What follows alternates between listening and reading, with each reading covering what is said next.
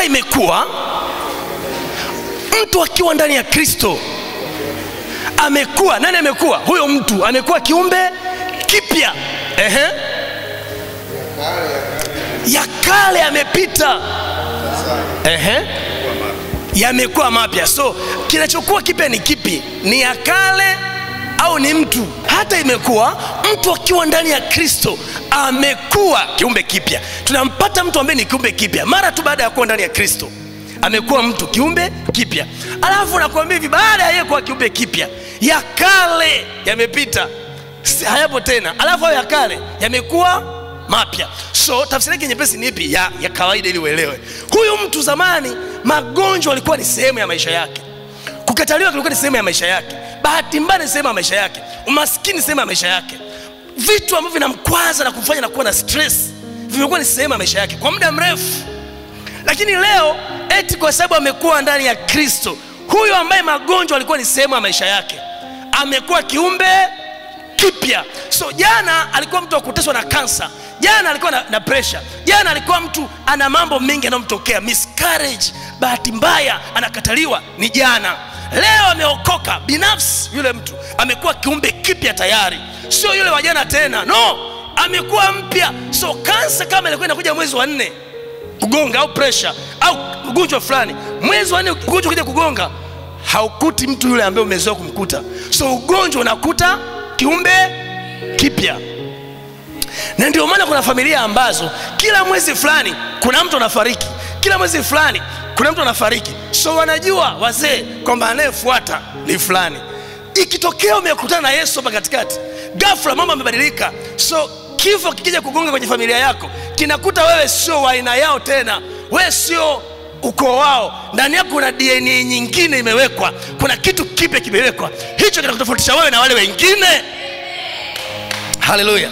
So hata imekuwa mtu akiwa ndani ya Kristo, yeye namba moja amekuwa kiumbe kipya. Alafu mambo yake ya zamani, ikiwemo umaskini, magonjwa, bahati mbaya, kuto kupata nafasi, fursa mbalimbali, vyote vimepotea. Tunaanza upya. Lakini huu upya hautakuja kama nia ya Kristo haijaumbika ndani, kwa sababu vitu vinaanzia kwenye nini? Kwenye nia, mind. Amen. Somo tunasemaje? Ishara kama Yesu yuko ndani yako. Alafu sasa baada ya somo hili nataka wewe ujue Yesu anaweza kufanya nini na wewe, sio na mchungaji, sio na nabii, na wewe personally, wewe as a person, kama mtu. Tunaanza vizuri. Hata imekuwa mtu akiwa ndani ya Kristo amekuwa kiumbe kipya. Kwa nini kiumbe kipya? Kiumbe cha zamani, dhambi ilikuwa ni kitu nashindana nacho. Kuacha dhambi ni ngumu, kuacha uongo ni ngumu, kuacha uzinzi ni ngumu, kuacha uasherati ni ngumu. Kwa nini ni ngumu? Kwa sababu ni kiumbe cha zamani. Nature ya dhambi iko ndani yake kiumbe bado. So una struggle kuacha dhambi. Leo umeokoka, uko vizuri na Mungu, umepiga miezi 3, umeanguka. Baba naomba unisamehe, unasamehewa, unajikongoja tena. Hapo mbele umeanguka tena. Kwa nini? Bado hujaa kiumbe kipya. Yesu akiingia ndani yako, wewe huhitaji tena kuwekewa mkono kuambiwa katika jina la kushinda dhambi. No, unasema nilikuwa mtu wa kuanguka kwenye uzinzi. Kuanzia leo roho ya uzinzi, tabia ya uzinzi, katika jina la Yesu na kukanyaga, hautanitesa tena. Unasonga mbele. Yule mrembo ambaye ulikuwa ukimwona na sisimkwa, leo hata ukiletewa hivi unamwambia dada shalom, Bwana Yesu asifiwe, Yesu anakupenda.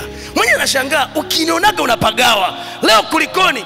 Si wewe tena, umekuwa kiumbe kipya. Ai, haleluya. So mtu yote ambaye ana struggle na dhambi, maana yake bado hajawa kiumbe kipya. Mtu ambaye bado magonjwa ni sehemu ya maisha yake. Kuna ugonjwa wa kawaida wa utukufu wa Mungu, kuna ugonjwa kuwa sehemu ya nini? Ya maisha. Hivyo unajua hilo Yaani ugonjwa umekuwa ni sehemu ya maisha, umezoea. Yaani jamani, mimi kila baada ya muda fulani, kwa mfano kwa dada, kila kwenye mzunguko wa mwezi lazima niumwe. Imekuwa ni nini? Ni kawaida. So hiyo hali imekuwa ni sehemu ya maisha yako. Ni kabla Yesu hajaingia ndani yako. Akishaingia, ya kale yamepita, wewe si yule tena, umekuwa kiumbe kipya. Do you think it's a theory? Unadhani ni story? So story ni uhalisia, brother. It's a reality. Ni ukweli. Yesu adanganyi. Nakuambia kitu ambacho ukikiamini na ukikiishi leo, mambo yote yanabadilika kuanzia hapa. Haleluya. Haleluya. Fika mahali huyu Yesu anakuwa halisi ndani yako, anaumbika ndani yako, anakuwa kitu something that can be spoken by people. Yani kitu ambacho watu wanaweza kukizungumza kwamba tunamfahamu Ernest bwana, lakini hizi siku mbili tatu, hizi miezi mitatu hii miezi mitatu hatumuelewi, ni kama amebadilika. Wameona nini? Kuna kitu kipya kimeumbika ndani yake. Tumeanza tu, hatujaanza kupanda milima, ndio kwanza tunaanza. Sasa twende. Hata imekuwa mtu akiwa ndani ya Kristo, tazama yeye amekuwa kiumbe, alafu si tu kiumbe kipya, ya kale yamepita. Ya kale ni yapi? Nimesha kuambia, ya kale ni yale yote ambayo ulikuwa na struggle nayo. So ni jambo la ajabu na la aibu, tabia uliyokuwa nayo kabla ya Yesu kuingia ndani yako kuendelea kubaki na wewe. Ni jambo la ajabu na la aibu. Kwa lugha nyepesi ni matusi kwenye ufalme wa Mungu, kwamba huyu Yesu hawezi kubadilisha maisha ya mtu. Siwezi kuingia na HIV kwa Yesu nikabaki na HIV. Siwezi kuingia na kansa kwa Yesu nikabaki na kansa. Yesu ni mwongo. Yesu mwongo. Amesema ya kale yamepita, tazama yamekuwa mapya. Hayo ya kale ni yapi? Kansa iliyokuwa nayo, pressure iliyokuwa nayo, tatizo la figo iliyokuwa nalo, ugonjwa wa tumbo iliyokuwa nao, hayo ni ya kale, yalikuwepo kabla ya Yesu ajaingia ndani yangu. Yesu akiingia ndani yangu, yote yanabadilika na kuwa mpya. Amen. Ndio maana kwetu sisi, muda fulani nilikwambia hivi, sisi tunayo elimu zaidi maprofesa na watu wenye elimu makubwa. Profesa anampima mtu kama daktari, anasema hawezi kuzaa, kwake imefika mwisho. Alafu here comes a man, mtu tu kawaida anakuja anasema hivi, mama ana shida gani? Anasema sizai. Kwa nini? Sina kizazi. Wamenipima wamesema sina kizazi. Wanasema Baba, katika jina la Yesu, wewe unayeumba vitu ndani ya watu, weka kizazi kipya. Baada ya muda mama anabeba mtoto. Hii haisomewi degree, hii ni ndani yako. Hauhitaji kitu kingine zaidi. Yesu akiwa ndani yako anatosha. Haleluya. Haleluya. Hizi ni shuhuda ambazo zikubadilishe mtazamo wako. Profesa amesoma miaka na miaka, lakini anasema hivi, mama, kwa utaalamu wangu hapa ni mwisho. Na wewe unajua ni mwisho, lakini unatokea wewe mtu wa kawaida, so profesa, una degree yoyote, eti una kitu kimoja tu kiitocho nini? Kristo. Unasogea namna hii, huna hata kipimo. Unamwambia mama una shida gani? Anasema sizai. Hii haitaji uwe nabii. No, wewe kama ulivyo unasema unaamini Yesu anaweza kukupa mtoto. Ndio. Baba, katika jina la Yesu, kuanzia sasa mtoto anaumbika ndani yako, mfumo wa uzazi unaumbika ndani yako, utazaa. Mwakani majira kama haya utapakata mtoto. Alafu tunaondoka mwezi wa kwanza, mwezi wa tatu, katumbo hapa. Kametokea wapi? Kwenye degree? No, kametokea wapi? Sema sayo. Sasa sio kama unaelewa. Na ndio maana mtu aliyeokoka ni mtu hatari sana, ambaye dunia inamwogopa. Wewe jiulize, kwa nini waliokoka wanapigwa vita? Yaani leo hii baa ikifunguliwa ikipiga muziki mpaka asubuhi watu hawashtuki. Kanisa kifunguliwa watu wakianza kuomba watu wanapiga kelele. Kwa nini? Wanaogopa nini? Kuna kitu ambacho dunia haikielewi ndani yetu. There is something. Kuna kitu ambacho kikikaa ndani yako, shetani anakuwinda usiku na mchana akutoe kwenye hicho, kwa sababu anajua hatari yake. Hatari yake kina uwezo kubadilisha maisha ndani ya muda mfupi, lakini inahitaji uwe na design spirit, roho ya ufahamu ya kutambua kwamba nimebeba kitu cha namna gani. Wagalatia 2:20 anasema hivi, I have been crucified with Christ and I no longer live but Christ lives in me. The life I now live in the body, I live by faith in the Son of God who loved me and he gave himself for me. Nisome kwa Kiswahili. Nimesulubiwa pamoja na Kristo, lakini ni hai, wala si mimi tena, bali Kristo yu hai ndani yangu. Na uhai nilio nao sasa katika mwili huu ambao unauona katika mwili. So kuna uhai katika damu, kuna uhai katika nafsi, afu kuna uhai katika roho. Sasa anasema hivi, huyo mnayemuona sasa, maana yake huu mwili huu unaouona sasa hivi. Anazungumza hapa, anasema hivi, nimesulubiwa pamoja na Kristo, lakini hai, wala si mimi tena, bali ni Kristo ndani yangu. Alafu anasema hivi, uhai nilio nao sasa, uhai nilio nao sasa, sasa huo uhai katika mwili, anazungumzia uhai gani? Katika nini? Katika damu. Damu si ndio mwili? Uhai nilionao katika mwili ninao katika imani. Maanake nini? Uzima huu unaouona ndani yangu, uzima huu. Mimi ukiniuliza Dennis, hapo ulipo nasikia kichwa kinauma? Hapana. Miguu? Hapana. Tumbo? Hapana. Macho kipofu? Naona. Masikio? Nasikia. So uhai nilionao katika mwili ambao unauona na uwezo wa kutembea hivi, napiga movement, nabeba mizigo, naongea, huo uhai pia ninao katika nini? Katika imani. Maanake nilivyo hivi unavyoniona hivi nimekamilika, na napaswa pia kuwa hivi nimekamilika katika roho, ndo katika imani sasa huko. Si ndio? Kuna namna tumbo litasikia njaa, litahitaji kula. The same katika roho, utu wako wa ndani, kuna muda unahitaji nini? Kula neno la Mungu. So kama huu mwili nikiunyima chakula nadhoofika, wewe katika roho tena ukikosa neno la Mungu unafanyaje? Unadhoofika, si ndio? Ukinifumba macho na mimi kaniambia tembea, naweza nikafika salama kweli? Siwezi. Rohoni pia hivyo, uhai katika roho, katika imani. Ukifungwa macho ya roho huoni, huwezi kupenya kwa sababu umezuiwa, huoni, si ndio? Nisiposikia taarifa fulani nitakuwa nyuma ya muda. Sijui nani rais wa leo, sijui nini kinaendelea, kwa nakuwa nyuma ya muda kwa sababu sina ninachosikia. Sisikii mabadiliko yanayoendelea. Ukiuliza huu ni mwaka gani? Sijui kwa sababu sijasikia, sijaona. So nakuwa nyuma ya muda. Rohoni pia usipokuwa na uwezo wa kusikia sauti ya Mungu, usipokuwa na uwezo wa kuona, unakuwa nyuma ya muda pia. Maendeleo yanakuwa ni sio sehemu yako kwa sababu uko nyuma ya muda, hujui kinachoendelea. Sio kama ile andiko umelielewa? Uhai nilio nao sasa katika mwili, ninao pia katika imani. Najuaje kama Kristo halisi yuko ndani yangu? Nitajuaje sasa? Pengine nimeokoka lakini sijijui. Kuna watu wanaamini kuokoka ni kwenda kanisani Jumapili, wakishatoka ibada ni watu wa kawaida. Ndio maana kuna watu wanatafuta prophet, naomba niombe. Unamwambia umeokoka, anakuambia nenda kanisani. No, umeokoka. Neno umeokoka inamaanisha Kristo halisi yuko ndani yako. Kama Kristo halisi yuko ndani yako, sihitaji kukuombea kwa sababu najua niliye mimi yuko wapi. Kwa hiyo ninachokifanya nakupa nini tu? Maelekezo kwamba kwenye hili fanya hivi na hivi na hivi. Kwa hiyo kama tusipojua haya na kueleza sasa, tutakuwa watumwa kwa muda mrefu, walokole wenye miaka mingi, lakini hatuna mabadiliko yoyote yale ambayo dunia inatutazama na kujifunza kwetu. Yesu anapokuja ndani ya mtu,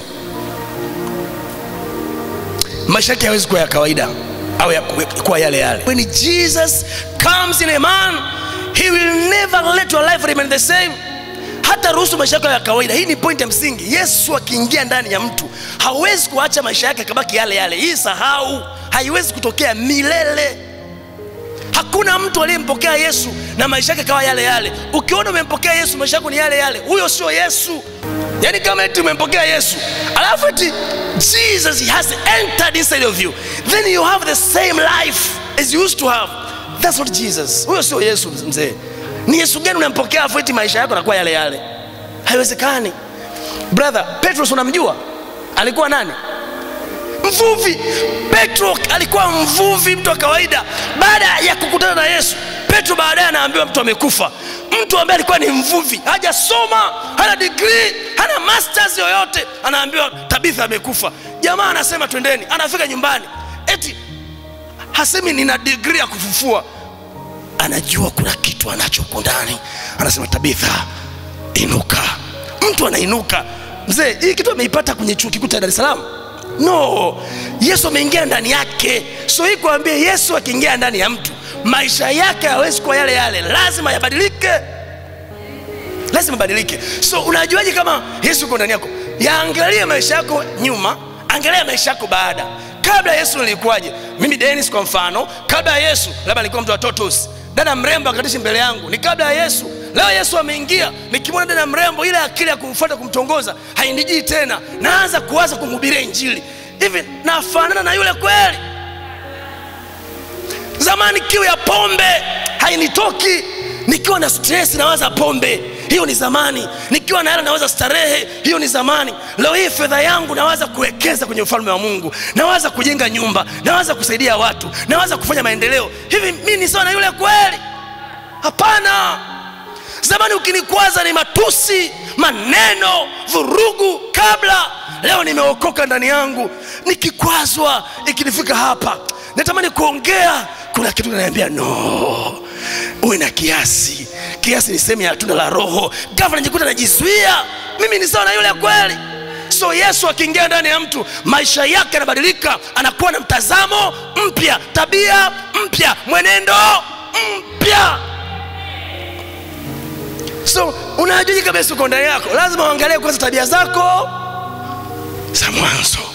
Jiangalie mwanzo na leo, uko sawa? Jicheki tu mwenyewe. Mimi wa miaka 2 nyuma na leo, hivi niko sawa kweli? Hii ni wewe. Hii hauhitaji mtu mwingine, hii ni wewe. Kuna watu leo wanasema wameokoka, lakini wana maboyfriend na magirlfriends na wanakutana na sexy, wanakutana kimwili na wanasema wameokoka. Brother, hao hawajaokoka, hao ni waongo tu. Ukiokoka hiyo kiwi inaondolewa. Unakuwa na muda wa kusubiri, na unajua nasubiri kwa sababu sitaki kuchafua hekalu la Roho Mtakatifu. Lakini tunao waimbaji, tunao mabinti wazuri kanisani na vijana wameokoka, wanaimba vizuri, baadaye wanakutana chobingo. Sema chobingo. Wanakutana chobingo, wanafanya matukio yao huko. Alafu tukutana huko, oh Bwana umetamalaki, hakuna aliye kama wewe Bwana. Na sisi kwa sababu tuko hapo, hatuna roho ya kutambua kama hawa ni wazizi na waasherati, tunaitikia oh Bwana unamkuta nabii na yuko ana celebrate hapo. Jana walikuwa guest sasa, lakini nani ajuae? Mchungaji haoni rohoni, vijana wachafu, lakini kwa sababu pambio inapigwa kwa sauti za kuvutia, wote tuko Bwana umetamalaki, oh hakuna aliye kama wewe. Anayeimbisha na mwimbaji mwenzake hawaongei, wamenuniana. Kisa kuna msista mgeni, jamaa kamwahi kabla huyu, kwa huyu amemnunia huyu, kwa nini memwahi msista mgeni wakati nakwambia wa kwangu? Yesu ameingia ndani yao? No. Yesu akiingia ndani ya mtu, anaondoa shauku zote za tabia za mwilini, anaweka shauku zote za mtu wa rohoni. Umeelewa kweli?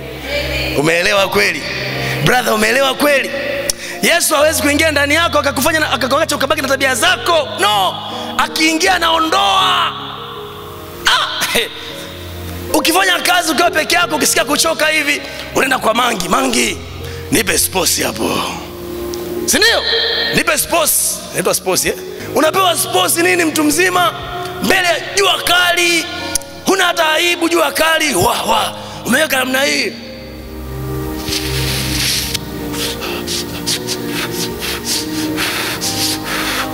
Hivi ni mapepo unasikilizia nini? Kwani ukifanya tu hainogi mpaka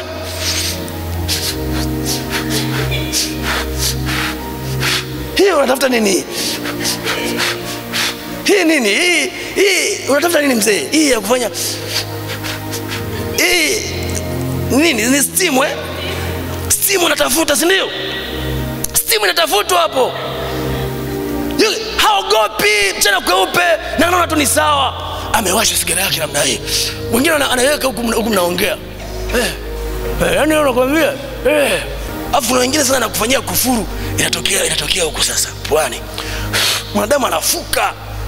Afu alichonunua kimeandikwa onyo, uvutaji wa sigara ni hatari kwa afya yako, lakini hajali. Kwa nini? Light haijaingia, Kristo hajaingia ndani yake. Kwa hiyo jamaa ambaye alikuwa anafanya hivi mbele za watu, eti leo ameokoka, Kristo ameingia ndani yake, unampelekea